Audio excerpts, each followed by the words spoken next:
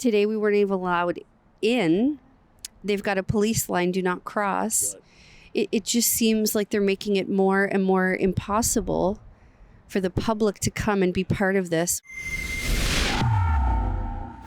The CBC's publication of information regarding a confidential investigation of Constable Helen Grus by the Ottawa Police Service was at center stage today during the proceedings in Helen Grus's disciplinary tribunal here at a police station in Ottawa, Ontario. Robert Kraychik reporting for Rebel News. Helen Grus is being accused of having committed discreditable conduct by the Ottawa Police Service for her inquiries into a possible link between an increase in infant deaths brought to the attention of the OPS and these so-called COVID-19 vaccines.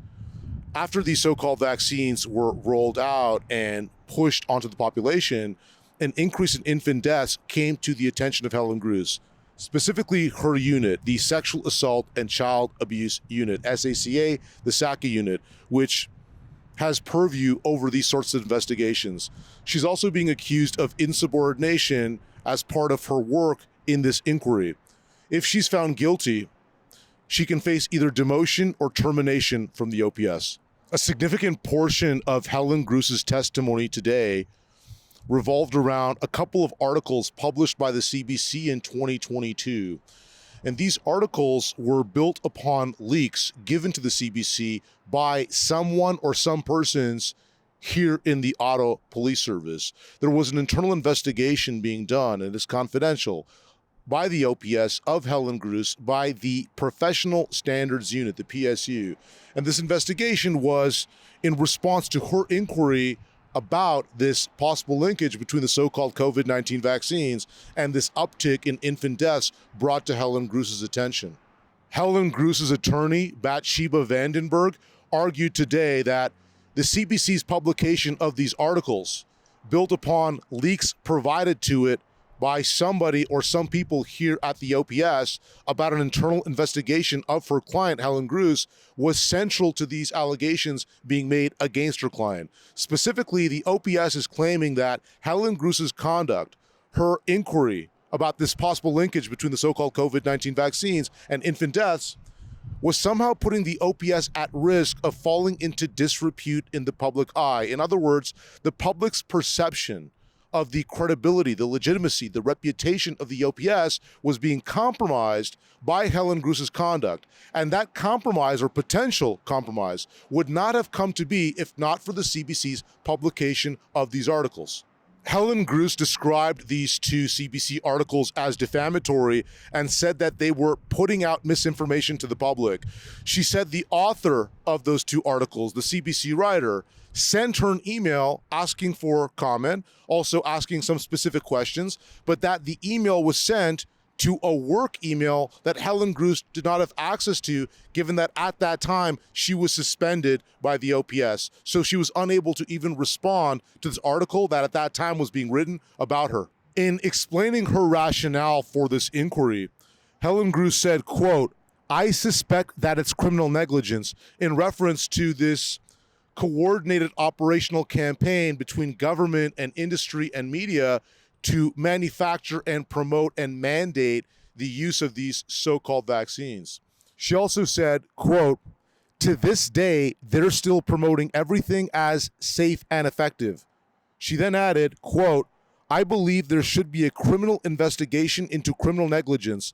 I'm not making conclusions, but there are questions that have not been asked," she said in reference to these so-called vaccines and their supposed efficacy and safety. Helen Grus also said that, quote, "A doubling, tripling of baby deaths is part of what served as the impetus for her launching of this inquiry."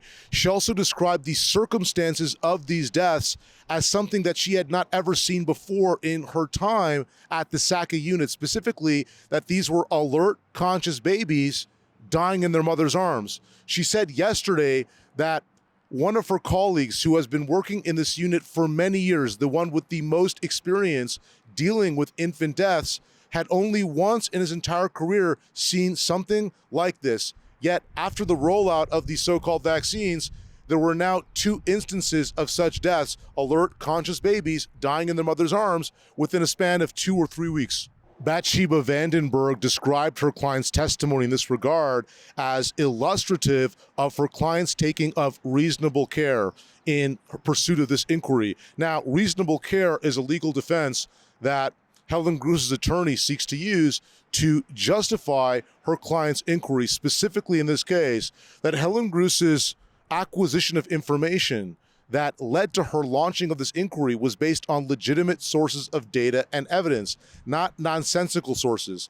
In some specific instances, this information came from data from companies like Pfizer and other sorts of ostensibly health-related organizations like the World Health Organization or Health Canada. In other words, Helen Grus's concerns were based on information drawn from reasonable sources, from quality evidence. In her opening remarks, Bathsheba Vandenberg thanked what she called independent media for attending these proceedings and reporting on them. She credited independent media with being able to ensure the administration of justice and also to protect the perception among the public that justice is being done. She then remarked on the locking of the doors of this police station behind me, which are normally always open during operational hours, in response to this tribunal and the increased public interest in it. Over the past few days, I've seen something like 20-ish supporters attending per day. And in response to that, the Ottawa Police Service has done a bunch of things that it never does here. For example, laying out this sort of yellow caution hazard tape in front of the front entrance, and also the deployment of something like 6 or 8 police officers exclusively dedicated to doing a sort of crowd control security operation in response to people that I would describe as severely normal, to borrow a descriptor from Ezra Levant. Normally, this police station operates as a place where people can report damage to vehicles. It's sort of a collision reporting center in addition to some other services. And these doors are normally always open. However, over the past few days, with the exception of this afternoon, they've been locked. In order to enter the building, you had to get a police officer from the inside to open it for you. Bathsheba Vandenberg raised concerns about that this morning. She said that these measures are extreme. And in response to that, it looks like the police station agreed, because now the doors are open to enter and exit without some sort of police officer on one end allowing you and ushering you in and out. I'm here with Melissa. Let's call Melissa a concerned citizen. Is that fair to say? Yes. And now, Melissa, you've been attending proceedings already since Monday. What have you seen that you want to relay to the audience? What's your impression of what's gone on thus far? I don't think that this is being fair to Helen. I don't think it's fair to anybody, actually. I don't think it's fair to the retired sergeant who's the, I'm not sure exactly what the word is, adjudicator, tribunal chair. I don't think it's fair to him. Hearing officer or tribunal officer, Chris Renwick? Yep, that's correct. Yeah, I don't think it's fair to him. What I have witnessed is both lawyers instructing him on how to be a judge in this case. If both sides, if the prosecutors and the defense are giving him instruction on how to judge this case fairly, I don't see how it can be impartial. Another thing that I feel that has happened here is they're trying to make the space that we have smaller and smaller and smaller. I was here the first time that Helen was tried. Everybody could just walk in. You know, there was room enough because there was only a few people, but as it's gaining notoriety, the goalposts keep moving. And so, you know, the first time they only let 33 people in, and now it's 22. And the rest of us could stay in the lobby, and then half of us had to leave the lobby. And now they've got the doors locked. And then they had, 3 layers of police officers outside the door, inside the first set of doors, and then on the other side. Today we weren't even allowed in. They've got a police line, do not cross. It just seems like they're making it more and more impossible for the public to come and be part of this, which should be part of the process for everyone's safety. Right. Okay, Melissa, one last question. You're obviously attending here. Something's motivating you to be here. Why are you here? Why is this case important? And what's your impression of Helen Grus and your observations of her? Well, I've gotten to know her a little bit over the last number of months, and she keeps taking the high road. She keeps telling people to be calm, to be kind. You know, she keeps insisting that her colleagues are for her. And I hope that that is the case.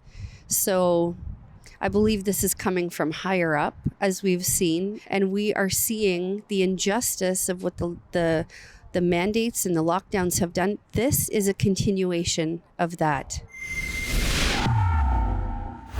Dear Rebel News audience, if you value this in-the-field journalism, this original reporting that you're not going to get anywhere else, please understand that we can only produce it with your financial support, with your donations.